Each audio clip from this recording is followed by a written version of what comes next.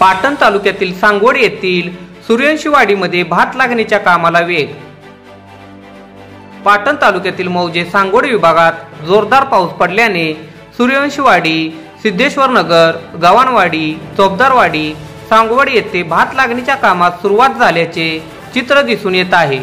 दमदार पावसामुळे शेतकरी भात लागणीसाठी रानात पाणी साठवून म्हणजे चिखलणी करून शिवारात भात लागणी करू लागले आहे। सांगवड विभागात इंद्रायणी भात या रोपाची जास्त लागण शेतकरी करताना दिसत आहेत। मागील 2 दिवसात दमदार पाऊस झाल्याने शेतकरी शिवारात पाहावयास मिळत आहे। शेतकरी भात लागणीच्या कामात मग्न असून भात लागणीच्या कामात जोरदार वेग आला आहे। पंचनामा न्यूज साठी महेश सूर्यवंशी।